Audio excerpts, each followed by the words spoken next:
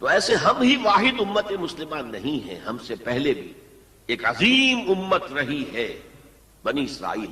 وہ حضرت موسیٰ کے امتی تھے، ہم حضرت محمد کے امتی ہیں صلی اللہ علیہ وسلم علیہ الصلوۃ والسلام. انہیں تورات دی گئی تھی، ہمیں قرآن دیا گیا ہے، اور قرآن مجید میں بار بار آتا ہے کہ اہل ایمان جس طرح قرآن پر ایمان رکھتے ہیں ایسے ہی تورات اور انجیل پر بھی ایمان رکھتے ہیں. یعنی اس بات پر ایمان کہ وہ اللہ کی کتابیں تھیں اگرچہ ان میں تحریف ہو گئی. پھر ذہن میں رکھیے اس امت میں 3 کتابیں نازل ہوئی ہیں، تورات، زبور اور انجیل. اس کے علاوہ بہت سے نبیوں کے صحیفے، اولڈ ٹیسٹمنٹ جو ہے عہد نامہ قدیم، کتنے انبیاء کے صحیفے اس میں شامل ہیں. یہ بھی نوٹ کیجئے کہ یہ وہ امت ہے جس کے لیے قرآن میں 4 مرتبہ آیا ہے کہ ہم نے انہیں تمام جہان والوں پر فضیلت دی تھی. 2 مرتبہ تو صرف سورہ بقرہ میں نے ہی انہی الفاظ میں آیت وارد ہوئی ہے، 6 رکوع کے شروع میں اور 15ویں رکوع کے شروع میں. یا بنی اسرائیل اذکروا نعمتی التی انعمت علیکم وانی فضلتکم علی العالمین. اے بنی اسرائیل یاد کرو میرے انعام و اکرام و احسان کو جو میں نے تم پر کیا، اور میں نے تمہیں تمام جہان والوں پر فضیلت دی. پھر جب سے یہ ایک امت کی شکل میں آئے، اس سے پہلے وہ ایک قوم تھے بنی اسرائیل، 12 قبیلے جو حضرت یعقوب علیہ السلام کے 12 بیٹوں سے چلے. قوم تھے وہ، امت نہیں تھے. امت تب بنے ہیں جب حضرت موسیٰ علیہ السلام کو تورات دی گئی. اس وقت سے لے کر 1400 برس ایسے گزرے ہیں اس امت میں کہ کوئی ایک لمحہ بھی نہیں تھا کہ کوئی نبی موجود نہ ہو. یہ جو چین ہے مسلسل انبیاء کی، آغاز بھی 2 رسولوں سے ہوا، موسیٰ اور ہارون علیہم السلام. اختتام بھی 2 پر ہوا، عیسیٰ اور یحییٰ علیہم السلام. اور دونوں کے درمیان سمجھئے کہ ڈور بندھی ہوئی ہے کہ اس میں کہیں کوئی رکھنا نہیں.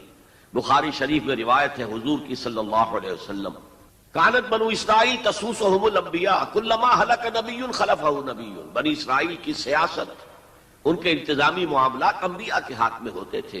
جیسے ہی کوئی نبی فوت ہوتا تھا کوئی اور نبی اس کا خلیفہ بن جاتا تھا. جیسے حضرت داؤد، حضرت سلیمان. یہ 2 مثالیں تو ہر انسان کو معلوم ہیں. بہرحال اس امت اور موجودہ امت مسلمہ امت محمد صلی اللہ علیہ وسلم میں مشابہتیں 2 اعتبارات سے بیان کی گئی. ایک اس اعتبار سے مسلمانوں تم میں بھی وہ ساری گمراہیاں پیدا ہوں گی جو سابقہ امت میں پیدا ہوئی. لَتَتَّبِعُنَّ سُنَنَ مَنْ كَانَ قَبْلَكُمْ، تم لازماً پیروی کرو گے ان کے طور طریقوں کی کہ جو تم سے پہلے تھے. حتیٰ کہ اگر وہ گوہ کے بل میں گھسے تھے تم بھی گھسو گے، اور اگر ان میں سے کوئی شقی ایسا اٹھا تھا کہ اس نے اپنی ماں سے زنا کیا تو تم میں بھی کوئی بدبخت ضرور ایسا اٹھے گا جو اپنی والدہ سے زنا کرے گا. تو یہ تو ہے گمراہیوں کا معاملہ، امت کے اندر پیدا ہونے والی اعتقادی اور عملی گمراہیاں. چنانچہ اس کے ضمن میں جو 10 رکوعوں پر مشتمل فرد جرم عائد کی گئی ہے بنی اسرائیل پر سورہ بقرہ میں، 5ویں رکوع سے شروع ہوتی ہے بات اور 15ویں رکوع کے آغاز تک چلتی ہے. اس میں در حقیقت ہم اپنی موجودہ کیفیت کا اس آئینے میں مشاہدہ کر سکتے ہیں. وہ ساری اعتقادی اور عملی گمراہیاں ہمارے اندر پیدا ہوں. ہم تو بخشے بخشائے ہیں، سیغفر لنا، ہم تو اللہ کے محبوب اور چہیتے ہیں، ہمیں تو آگ جہنم کی چھوئے ہی کہ نہیں، چھوئے گی تو گنتی کے چند دن. پھر دین کے اندر تفریق، کچھ احکام ماننے کچھ نہ ماننے، جس کا میں حوالہ اس سے پہلے دے چکا ہوں. افتؤمنون ببعض الکتاب وتکفرون ببعض. پھر یہ کہ دین کے ظاہر کے اوپر ہی اپنی ساری توجہ جو ہے مرکوز کر دینا، باطنی اس کی حقیقت اور باطنی روح سے صرف نظر کر لینا، ظاہری چیزوں میں بال کی کھال اتارنا اور چھوٹی چھوٹی چیزوں پر کفر کے فتوے لگا دینا. جیسے کہ حضرت مسیح نے کہا تھا کہ تم مچھر چھانتے رہ جاتے اور سموچے اونٹ نگل جاتے. رفع یدین پر تو ہو رہا ہے من دیگرم تو دیگری، تم اور ہو میں اور ہوں، اور سودی کاروبار میں بھی کر رہا ہوں وہ بھی کر رہا ہے، کوئی پرواہ نہیں. تو ایک پہلو تو یہ ہے، اور وہ بھی ہمارے لیے بہت توجہ طلب ہے کہ ان آیات کو پڑھتے ہوئے ہم اپنا جائزہ لیتے رہیں کہ اصل میں ان آیات میں سورہ بقرہ کے 10 رکوعوں میں اللہ تعالیٰ نے پیش کی ایک آئینہ ہمارے سامنے رکھ دیا کہ اس اعتبار سے تمہارے اندر بھی گمراہیاں پیدا ہو کر رہیں گی، تاکہ جن کو بھی اللہ توفیق دے وہ اس آئینے میں اپنی تصویر دیکھ کر اپنی اصلاح کی طرف متوجہ ہو جائیں. دوسرا، اس حدیث میں حضور نے فرمایا کہ جو حالات ان پر وارد ہوئے تھے، ایک ہے ان کی اپنی اعتقادی اور عملی گمراہیاں، ایک ہے جو حالات ان پر واقع ہوئے تھے، وہی حالات امت محمد صلی اللہ علیہ وسلم پر بھی واقع ہوں گے. اور اس ضمن میں جو آپ نے تشبیہ دی ہے اس سے زیادہ فصاحت و بلاغت پر مبنی تمثیل یا تشبیہ ممکن نہیں. جیسے ایک جوتی کے دو جوتے، ایک جوڑے کے دو جوتے، اگر آپ ان کو زمین پر رکھا ہوا دیکھیں گے تو فرق نظر آئے گا. ایک کا پنجہ یوں ہے، ایک کا پنجہ یوں ہے، فرق ہے. ان کے تلوے ملا دیجئے تو بال برابر، فرق نہیں. تو ویسے تو ظاہر بات ہے ان دونوں امتوں کی تاریخ میں 2000 سال کا فصل ہے، نصف صدی کا قصہ ہے، 2-4 برس کی بات نہیں. تو ایگزیکٹلی تو وہ حالات نہیں ہو سکتے، لیکن یہ کہ اگر آپ تھرو دی لائنز ریڈ کر سکتے ہو بین السطور، تو واقعہ یہ کہ بالکل کاربن کاپی ہے. جو کچھ ان پر بیتا وہی ہم پر بیتا. اور جیسا کہ میں نے عرض کیا اسی حدیث کی روح سے، اور پھر یہ آیات جو آج تلاوت بھی کی گئی، جن کی قرات کی گئی، جن کا ترجمہ آپ کو جناب منظور شیخ صاحب نے بھی سنا دیا، میں بھی کچھ ترجمہ کروں گا. ان آیات پر جب میں نے غور کیا، اس حدیث کی روح سے ان چند آیات میں جو خزانہ تھا، صندوق تھا اس کا، اسے کھولا تو جو بات سامنے آئی ہے وہ آج آپ کے سامنے رکھ رہا ہوں. دوسری بات جو میں چاہتا ہوں کہ واضح ہو جائے وہ یہ ہے کہ میرا موضوع ہے امت کا ماضی، حال اور مستقبل. اسلام کا ماضی، حال اور مستقبل یہ دوسرا موضوع ہے. ان دونوں کو ایک شے نہ سمجھیے. اسلام کا عروج حضور کے اور خلافت راشدہ کے دور میں ہوا، اور خلافت راشدہ کے اختتام کے ساتھ اس کا زوال شروع ہو گیا. وہ زوال تقریباً 1400 برس تک مسلسل مسلسل مسلسل مسلسل مسلسل جاری رہا. ہاں اب وہ وقت آنے والا ہے کہ پھر اس کا ایک عروج ہوگا. لیکن امت کا معاملہ اس کے برعکس ہے. امت ایک مرتبہ اٹھی، پھر گری، پھر اٹھی، پھر گری. اور بنی اسرائیل کے لیے انہی 4 ادوار کا تذکرہ ہے جو ان آیات میں ہے. ہم نے یہ فیصلہ سنا دیا تھا، پیشگی بنی اسرائیل کو، وَقَضَيْنَا إِلَىٰ بَنِي إِسْرَائِيلَ فِي الْكِتَابِ، اپنی کتاب میں، تورات میں، لَتُفْسِدُنَّ فِي الْأَرْضِ مَرَّتَيْنِ، تم 2 مرتبہ زمین میں بڑا فساد بچاؤ گے. وَلَتَعْلُنَّ عُلُوًّا كَبِيرًا، اور سرکشی کرو گے، بہت اونچی سرکشی، بہت بڑی سرکشی. اب یہاں پر حذف سمجھیے، محذوف سمجھیے، انڈرسٹوڈ سمجھیے کہ جب یہ وقت آئیں گے تو تم پر ہمارے عذاب کے شدید کوڑے پڑیں گے. اس لیے کہ آگے جو لفظ وعدہ آ رہا ہے، فَإِذَا جَاءَ وَعْدُ أُولَاهُمَا، تو وعدہ تو عذاب کا تھا اصل میں، یہ تو خبر تھی صرف، یہ وعدہ نہیں تھا کہ تم 2 مرتبہ اپنی تاریخ کے دوران بہت شدید سرکشی کرو گے، اللہ کے خلاف، اللہ کے دین کے خلاف، اللہ کی شریعت کے خلاف بہت فساد بچاؤ گے. اور یہاں جیسا کہ میں نے عرض کیا اب امپلائڈ سمجھیے، اور اس پر ہمارے عذاب کے شدید کوڑے تم پر برسیں گے. فَإِذَا جَاءَ وَعْدُ أُولَاهُمَا، تو جب ان 2 وعدوں میں سے پہلے وعدے کا وقت آیا، یعنی عذاب کا وعدہ جو ہم نے تم سے کیا تھا، جو وعید دی تھی تمہیں، بَعَثْنَا عَلَيْكُمْ عِبَادًا لَنَا أُولِي بَأْسٍ شَدِيدٍ، ہم چڑھا لائے تم پر اپنے وہ بندے جو بہت جنگجو تھے، بہت وحشی تھے، بہت فوجی قوت کے حامل تھے. فجاسوا خلال الدیار، وہ تمہاری آبادیوں میں گھس گئے اور پھیل گئے. وکان وعدا مفعولا، اور وہ وعدہ جو ہے پورا ہو کر رہا، جس سے واضح ہو گیا وعدہ عذاب کا تھا. ظاہر بات ہے کہ اس پہلے زوال سے یا پہلے سرکشی سے، اس سے قبل یقیناً کوئی دور اچھا تھا جس کے بعد یہ زوال آیا ہے. وہ دور ہے جو ان کی خلافت راشدہ سے تعبیر کیا جا سکتا ہے.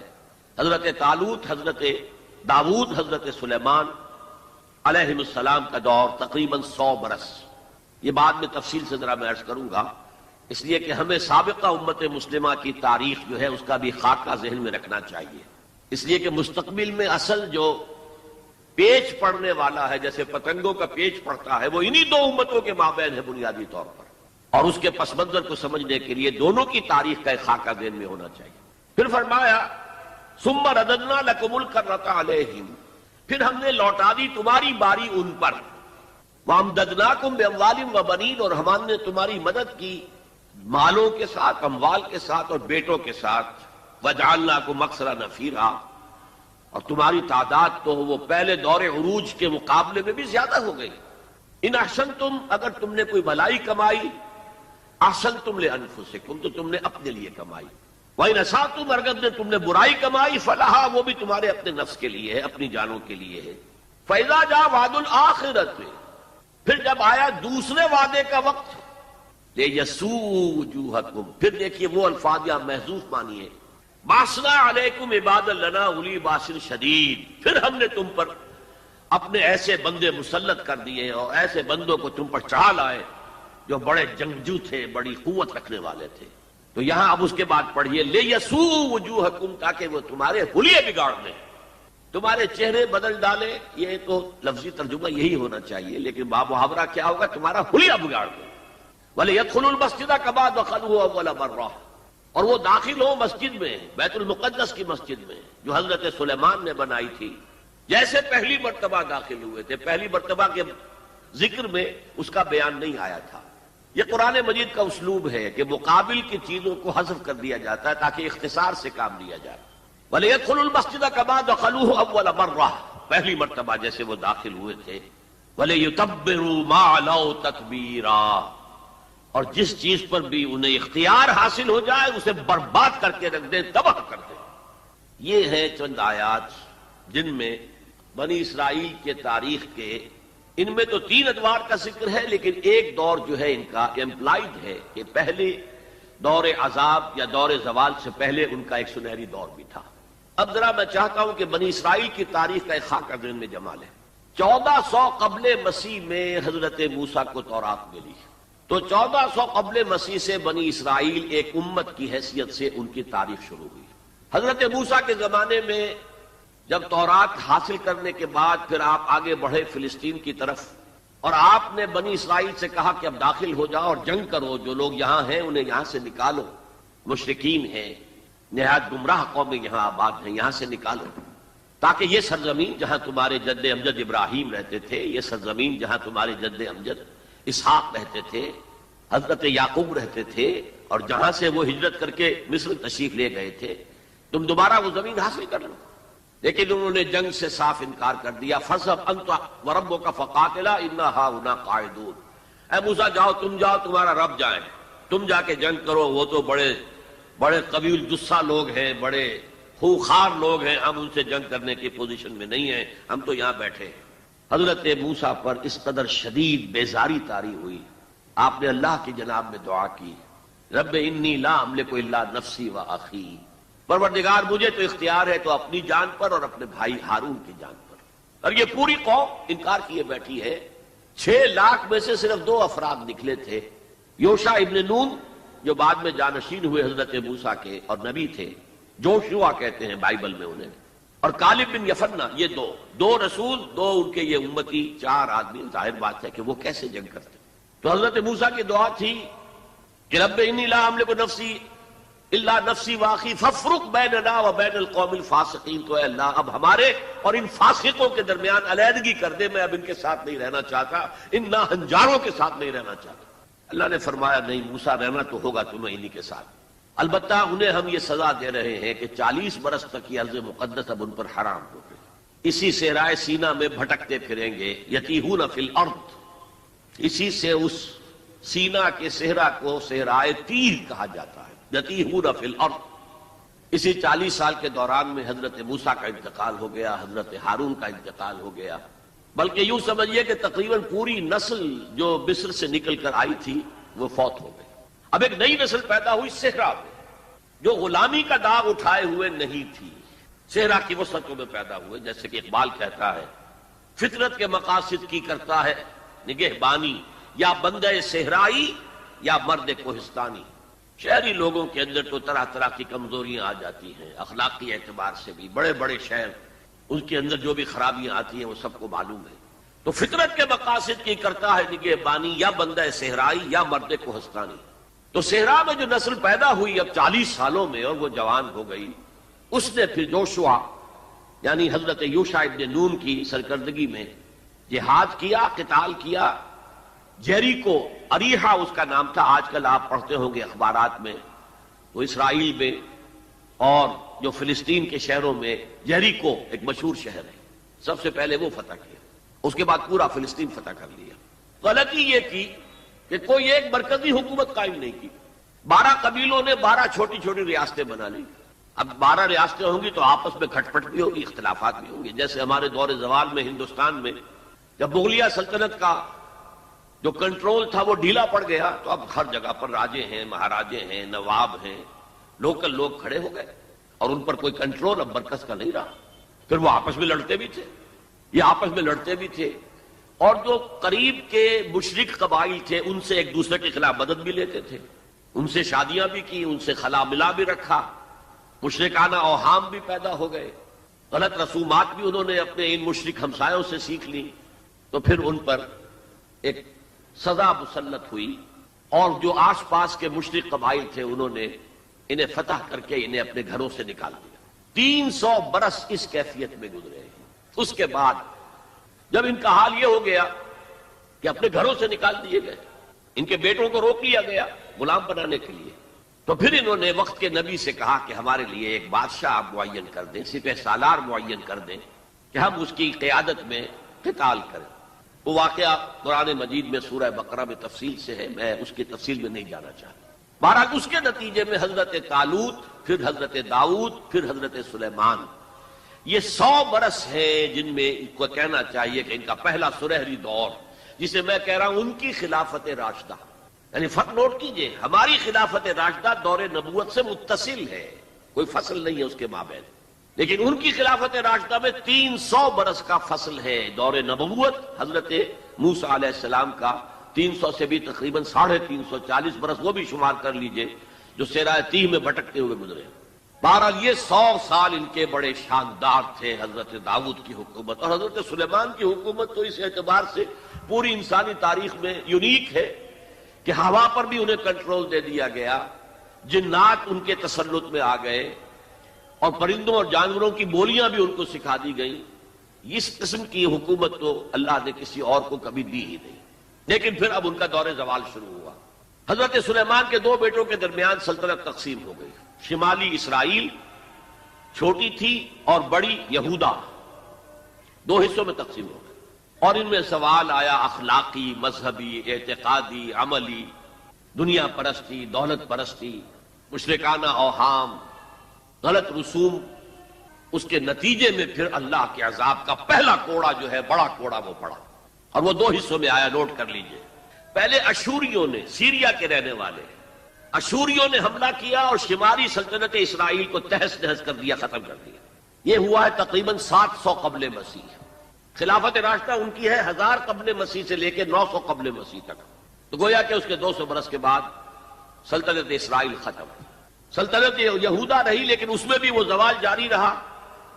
تو تقریباً 125 سال کے بعد پھر نیبوکڈنیزر کا جو حملہ آیا ہے، king of Babylonia, the Chaldean emperor. یہ علاقہ کلدانیہ کہلاتا ہے، اور یہی تو حضرت ابراہیم کا مولد ہے، جہاں ان کی ولادت ہوئی ہے. شہر ار وہ اسی عراق میں ہے. عراق کا پرانا نام جو ہے وہ بیبیلونیا ہے، بابل. نیبوکڈنیزر نے جو حملہ کیا ہے، 6 لاکھ یہودی اپنی جگہ پر قتل کیے، اور 6 لاکھ کو قیدی بنا کر لے گیا، بھیڑ و بکریوں کی طرح، جیسے ریوڑ ہانک کے لے جائے جاتے ہیں، لے جائے گئے. 6 لاکھ بیبیلونیا لے گیا، وہاں انہیں قید کے اندر رکھا. یہ ان کا پہلا بہت ہی بڑا جو ہے اللہ کے عذاب کا دور تھا. اس میں اس نے یروشلم کی اینٹ سے اینٹ بجا دی، کوئی ایک انسان وہاں زندہ باقی نہیں رہنے دیا، اور حضرت سلیمان کی بنائی ہوئی مسجد کو اس نے مسمار کر دیا، اور اس میں 2 اینٹیں بھی سلامت نہیں رہی. قرآن میں جو سورہ بقرہ میں ذکر ہے، او کالذی مر علی قریۃ وہی خاویۃ علی عروشہا، یہ واقعہ حضرت عزیر علیہ السلام کا. وہ جب آئے انہوں نے دیکھا یہ یروشلم کا یہ حال ہو گیا ہے، تو انہوں نے وہ الفاظ کہے، انا یحیی ہذہ اللہ بعد موتہا، یہ شہر جو اس طرح مر گیا، ختم ہو گیا، ایک متنفس زندہ نہیں، 2 اینٹیں سلامت نہیں، اللہ کیسے اس شہر کو دوبارہ آباد کرے گا؟ تو اللہ نے فاماتہ اللہ 100 عام، 100 سال کے لیے موت طاری کر دی. وہ واقعہ آپ نے پڑھا ہوگا، میں اس میں اب تفصیل میں نہیں جا سکتا. بہرحال اس کے 100 برس کے بعد تقریباً اب تاریخ نے ایک اور کروٹ لی. یہ فلسطین کے مشرق میں عراق، عراق کے مشرق میں ایران. ایران میں ایک زبردست شہنشاہ جو ہے وہ سامنے آیا، کیخورس یا سائرس، جسے ذوالقرنین بھی کہتے، 2 سینگوں والا، اس لیے کہ اس نے 2 ملکوں کو جوڑ کر ایک سلطنت بنائی تھی، پارس اور مادہ. ان دونوں کو جوڑ کر ایک سلطنت بنائی، عظیم ایرانی سلطنت، جس کا 2500 سالہ جشن منایا تھا. وہ جو شہنشاہ ایران تھا جو خواب دیکھ رہا تھا اسی اپنے دور کو واپس لانے کا. سائرس جو ہے اس نے حملہ کیا بیبیلونیا پر اور ان کی حکومت ختم کی. نبوکڈنیزر کے جو بھی وہاں اس وقت وارث تھے، اور یہودیوں کو اجازت دے دی کہ اب تم جاؤ، جا سکتے ہو، اور جا کر اپنا معبد بھی دوبارہ تعمیر کر سکتے ہو۔ اس نے مدد بھی کی، اس کے جانشینوں نے بھی مدد کی، ساز و سامان بھی جاؤ بناؤ اور اپنی سلطنت میں دوبارہ آباد ہو جاؤ۔ اس وقت حضرت عزیر علیہ السلام کی دعوت توبہ کی بنا، توبہ کرو توبہ کرو توبہ کرو، ریپینٹ ریپینٹ ریپینٹ، اصلاح کرو اپنے اعمال کی، اپنے عقائد کی۔ اور یہ دعوت مفید ہوئی، اور ایک رینائسنس ہو گیا، احیاء ہو گیا بنی اسرائیل کے اندر، مذہبی روحانی اخلاقی اعتبار سے ایک احیاء ہو گیا۔ چنانچہ اللہ تعالیٰ نے اب ان کی مدد کی، ان کو مال بھی دیے، ان کو اولاد بھی دی، ان کی تعداد بھی بہت بڑھ گئی، اور اب پھر ایک 100 سالہ ان کا دور آیا ہے جو بہت عظمت کا ہے۔ ثم رددنا لكم الكرة عليهم وامددناكم باموال وبنين وجعلناكم اكثر نفيرا۔ اس کو کہتے ہیں تاریخ میں مکابی امپائر۔ زمینی رقبے کے اعتبار سے یہ حضرت سلیمان کی سلطنت سے بھی بڑی تھی، اگرچہ میں ذکر کر چکا ہوں حضرت سلیمان کی حکومت کا کچھ اور ہی معاملہ تھا، وہ تو کسی اور کا ہوا ہی نہیں، لیکن زمینی رقبہ مکابی سلطنت کا حضرت سلیمان کی سلطنت سے بھی بڑا تھا۔ لیکن اس کے بعد پھر وہی ہوا، پھر وہی زوال، پھر اسی طریقے سے مشرکانہ اوہام عقائد کے اندر گھس گئے، بدعات رسومات نئی سے نئی، اپنے آس پاس کے اڑوس پڑوس کے لوگوں سے چیزیں سیکھ سیکھ کر اپنے اندر داخل کرنا، دنیا پرستی، شہوت پرستی، پھر ان کے اوپر عذاب کے کوڑے برسے۔ یہ ہے وَإِذَا جَاءَ وَعْدُ الْآخِرَةِ بَعَثْنَا عَلَيْكُمْ عِبَادًا لَنَا أُولِي بَأْسٍ شَدِيدٍ لِيَسُوءُوا وُجُوهَكُمْ وَلِيَدْخُلُوا الْمَسْجِدَ كَمَا دَخَلُوهُ أَوَّلَ مَرَّةٍ۔ یہ مکابی سلطنت کے دور میں وہ ہیکل سلیمانی یا مسجد اقصی حضرت سلیمان کی دوبارہ تعمیر کر دی گئی تھی، اسے وہ کہتے ہیں سیکنڈ ٹیمپل۔ لیکن ان پر اب جو آئے کوڑے وہ یورپ سے آئے۔ پہلے گریکس آئے، Alexander the great and Seleucus, ان کی حکومت ان پر قائم رہی، انہوں نے روندا پاؤں تلے۔ پھر رومنز آ گئے، رومنز نے فتح کیا علاقہ، انہوں نے اس طرح کا نظام قائم کیا، براہ راست حکومت اپنی نہیں رکھی جیسے ہمارے ہاں ہوتا تھا انگریز کے دور میں، راجواڑے اور نوابوں کا علاقہ، نواب بیٹھے ہوئے لیکن اوپر ریزیڈنٹ ایک بیٹھا ہوا ہے، اصل پالیسی اس کے ہاتھ میں ہوتی تھی، اصل میں تو انگریز کی حکومت تھی، لیکن دکھاوے کے لیے راجہ مہاراجہ اور نواب تھے۔ اس طرح وہ یہودی حکومت انہوں نے قائم رکھی وہاں، لیکن اصل طاقت اپنے ہاتھ میں رکھی۔ تو کچھ یہودی بار بار بغاوتیں کرتے رہے، وہ چاہتے تھے کہ رومن سے ہم خلاصی حاصل کریں، اور ان کو دبایا بھی جاتا رہا۔ اسی دور میں حضرت مسیح کی ولادت ہوئی، اسی دور میں پھر انہوں نے اپنی دعوت پیش کی، اسی دور میں پھر ان کے بڑے بڑے جو صوفیاء تھے، فقہاء تھے، مفتی حضرات تھے، انہوں نے حضرت مسیح کو کافر اور مرتد واجب القتل قرار دیا، اور اپنے بس پڑتے انہیں سولی پر چڑھوا کے دم لیا۔ اگرچہ اللہ نے جو کچھ کیا وہ بالکل مختلف ہے، انہیں سولی پر چڑھنے ہی نہیں دیا، ولیکن شبہ لہم، ایک اور شخص کی شباہت بنا دی گئی حضرت عیسیٰ کی سی، اور وہ ہے جو سولی چڑھا اور گرفتار ہوا۔ اور انجیل برنباس سے معلوم ہوتا ہے، ہمارے پاس اس کا کوئی سورس نہیں تھی، ہمارے کسی مفسر نے، کسی محدث نے حضور سے بھی نقل نہیں کیا، لہذا ہمیں یہ تو معلوم تھا، یہ تو ہمارا عقیدہ ہے کہ حضرت مسیح سولی نہیں چڑھے، وہ قتل نہیں ہوئے، ما قتلوہ وما صلبوہ ولکن شبہ لہم، لیکن کیسے شبہ کیا، کس کو مشابہ بنایا، کون سولی چڑھا، ہمیں معلوم نہیں تھا۔ یہ تو پوپ کی لائبریری سے نکلی ہے انجیل برنباس، ایونجیلیم برنابے، اس نے واضح کیا ہے کہ جس حواری نے دھوکہ دیا تھا یا غداری کی تھی، اسی کی شکل اللہ نے حضرت عیسیٰ کی سی بنا دی، اور حضرت عیسیٰ کو جب وہ سپاہی پکڑنے کے لیے آئے تو جس کوٹھڑی میں وہ بیٹھے ہوئے تھے، باغ کے اندر وہ کوش تھے، اس کی چھت پھٹی، 4 فرشتے نازل ہوئے اور حضرت عیسیٰ کو لے گئے، اور اس شخص کی شکل حضرت عیسیٰ کی بنا دی گئی، وہ پکڑا گیا اور وہ سولی چڑھا، واللہ اعلم۔ لیکن یہ قرین قیاس ہے بہت۔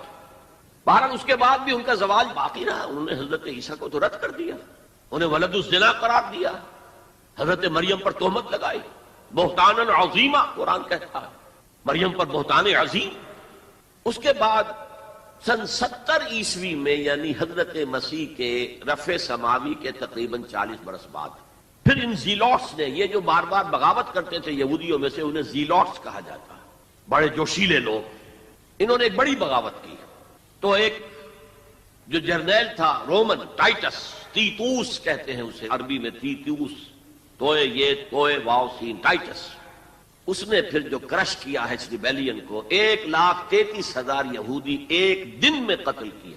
Second temple again raze to the ground, کوئی اس کی ایک اینٹ بھی سلامت نہیں رہی، سوائے وہ ایک دیوار اس کی جو ہے باقی رہ گئی ہے، جسے یہ ویلنگ وال کہتے ہیں، اور وہاں جاتے ہیں اور ماتم کرتے ہیں اور روتے ہیں اور تورات پڑھتے ہیں، صرف وہ رہ گیا، باقی کچھ نہیں رہا۔ اور انہیں حکم دے دیا نکل جاؤ یہاں سے، فلسطین سے دفع ہو جاؤ، جہاں سینگ سمائے چلے جاؤ۔ یورپ میں چلے گئے، ایشیا کے ممالک میں چلے گئے، افریقہ کے ممالک میں چلے گئے، ایران میں آ گئے، ترکی میں آ گئے، وغیرہ وغیرہ۔ سن 70 عیسوی میں، یعنی حضرت مسیح کے رفع سماوی کے تقریباً 40 برس بعد، پھر ان زیلوٹس نے، یہ جو بار بار بغاوت کرتے تھے یہودیوں میں سے، انہیں زیلوٹس کہا جاتا ہے، بڑے جوشیلے لوگ، انہوں نے ایک بڑی بغاوت کی۔ تو ایک جو جرنیل تھا رومن، ٹائٹس، تیتوس کہتے ہیں اسے عربی میں، تیتوس، توئے یہ توئے واو سین، ٹائٹس، اس نے پھر جو کرش کیا ہے اس ریبیلین کو، 1,33,000 یہودی ایک دن میں قتل کیے۔ Second temple again raze to the ground, کوئی اس کی ایک اینٹ بھی سلامت نہیں رہی، سوائے وہ ایک دیوار اس کی جو ہے باقی رہ گئی ہے، جسے یہ ویلنگ وال کہتے ہیں، اور وہاں جاتے ہیں اور ماتم کرتے ہیں اور روتے ہیں اور تورات پڑھتے ہیں، صرف وہ رہ گیا، باقی کچھ نہیں رہا۔ اور انہیں حکم دے دیا نکل جاؤ یہاں سے، فلسطین سے دفع ہو جاؤ، جہاں سینگ سمائے چلے جاؤ۔ یورپ میں چلے گئے، ایشیا کے ممالک میں چلے گئے، افریقہ کے ممالک میں چلے گئے، ایران میں آ گئے، ترکی میں آ گئے، وغیرہ وغیرہ۔ یہاں سے ان کا ڈایاسپورا شروع ہوا کہ یہ اپنے وطن سے باہر نکال دیے گئے۔ ڈایاسپورا، دور انتشار، یہ دور انتشار ان کا جاری رہا جاری رہا جاری رہا جاری رہا جاری رہا تقریباً 1900 برس تک یا 1850 برس تک۔ اس کے بعد ان کے اندر زائنسٹ موومنٹ کھڑی ہوئی جو سیکولر تھی، ان کا مذہب سے کوئی تعلق نہیں تھا، بیشتر بینکرز تھے۔ انہوں نے زائنزم کی تحریک کو منظم کیا۔ 1897 میں انہوں نے protocols of the world Zionism وہ پاس کیے، اور اس کے بعد انہوں نے لابینگ جو کی ہے برطانیہ کی حکومت سے، تو اس سے بالفور ڈکلریشن لے لیا 1917 میں، جس سے انہیں واپس آ کر فلسطین میں آباد ہونے کا حق مل گیا۔ اس کے بعد 1948 میں ان کی ریاست امریکہ نے قائم کرا دی، یو این او کے تھرو اسرائیل قائم ہو گئی۔ 1967 میں اس نے اپنی حدود بڑھا لی، اور جو 1948 میں اسرائیل قائم ہوا تھا اس میں یروشلم کو 2 حصوں میں تقسیم کیا گیا تھا۔ مشرقی حصہ مسلمانوں کے پاس رہے گا، فلسطینیوں کے پاس، مغربی حصہ جو ہے وہ یہودیوں کے پاس رہے گا۔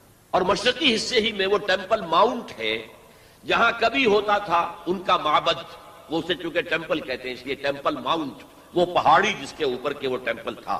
اور وہاں مسلمانوں کے دور میں وہاں پر مسجد اقصی بن گئی، اور وہاں پر وہ قبۃ الصخرہ، وہ چٹان جہاں سے حضور کا آسمانی سفر شروع ہوا تھا معراج کا، اس چٹان پر عبد الملک بن مروان جو بنو امیہ کا ایک بڑا خلیفہ تھا، بڑا بادشاہ تھا، اس نے یہ ڈوم بنائی جو آج آپ کو نظر آتی ہے ٹی وی کے اندر، ڈوم آف دی راک۔